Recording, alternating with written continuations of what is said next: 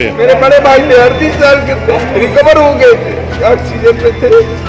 मेरे सामने तड़प के ऑक्सीजन की मशीन बंद हो गई, कुछ नहीं आ रहा था, मेरे सामने तड़प के खत्म हुए। बताइए मैं देश के लिए मर रहा हूँ। कोई बोलता है मर गया, कोई बोलता है वेंटिलेटर पे हम लोग कर रहे थे। 2 बजे रात को फोन आता है सिचुएशन क्रिटिकल है, पर हमको दिखाओ तो सही तो पता चले ना क्या हो रहा है क्या नहीं हो रहा है। ये लोग कुछ भी बोले जा रहे हैं, बस लाश पकड़ा देते। लाश होते तुम लाइन में लगो, लाइन में लगो। लाइन में लगने के बाद क्या तुम लोग लाश पकड़ोगे, इसलिए हम लाइन में लगे।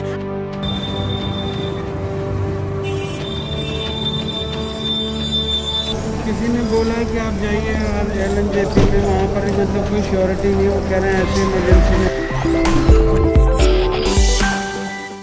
ये रोते बिलखते लोग अपनों की जान बचाने के लिए हॉस्पिटल की लंबी लंबी कतार में खड़े हैं।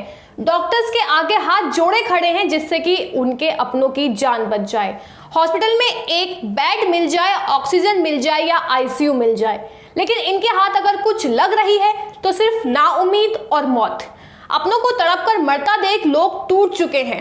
आए दिन मौत का आंकड़ा आसमान छू रहा है। पूरा सिस्टम, सारी व्यवस्था चौपट होती नजर आ रही है।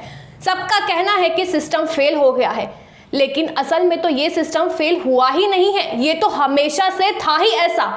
विकास के नाम पर बड़ी बड़ी मूर्तियां बनाकर खड़ी कर दी गई, जिसमें लागत करोड़ रुपए की आई है। दूसरी तरफ नई संसद का ढांचा बनाकर खड़ा किया जा रहा है, जिसका बजट 11,000 करोड़ का है। लेकिन आज दम तोड़ती स्वास्थ्य व्यवस्था को देखकर यह सवाल जरूरी हो जाता है कि क्या सच में भारत को मूर्तियों की नई संसद की जरूरत है? अगर इन पैसों से अस्पताल बनाए जाते, ICU बेड लगाए जाते, दवाई की कंपनियां खोली जाती या ऑक्सीजन के प्लांट लगाए होते, तो शायद आज लोगों को इतना परेशान नहीं होना पड़ता। लोग अपनों को तड़पते ना देखते इस बीमारी ने शायद पूरे सिस्टम की एक तरह से पोल खोलकर रख दी है। शमशान घाट पर लाशों की कतारें इस बात की गवाह है कि भारत अभी भी विकसित नहीं हो पाया। आप जानते ही होंगे ये वायरस चीन से आया था, पर उस देश ने आज के समय में कोरोना को मात देकर जीत हासिल की है। जैसा कि हम सबको पता है, बीच में कोरोना के मामले एक तरह से कम हो गए थे। ये शायद ये कह सकते हैं कि आंकड़े छुपाए गए थे। तब तो सबको सिर्फ बंगाल से ही मतलब था। बंगाल में अपनी जी जान लगा दी थी। बड़ी बड़ी रैली करने के आगे भूल ही गए थे कि कोरोना जैसी बीमारी अब भी जिंदा है। शायद केंद्र सरकार को अब भी कोई मतलब नहीं है, क्योंकि अमित शाह की बंगाल में आज 3 रैलियां हैं। चौंकिए मत, वहां उनके लिए कोरोना जैसी कोई बीमारी नहीं है। आपने ये कभी सोचा था?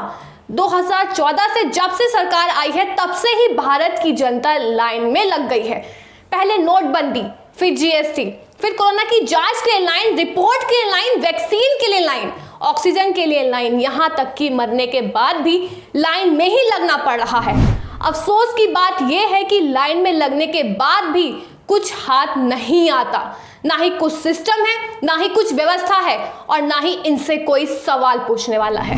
ऐसी खबरों के लिए देखते रहिए दी कंटाप। हमारे चैनल दी कंटाप को Facebook पे फॉलो करें, YouTube पे लाइक, सब्सक्राइब, शेयर करें और बेल आइकन दबाना बिल्कुल ना भूलें।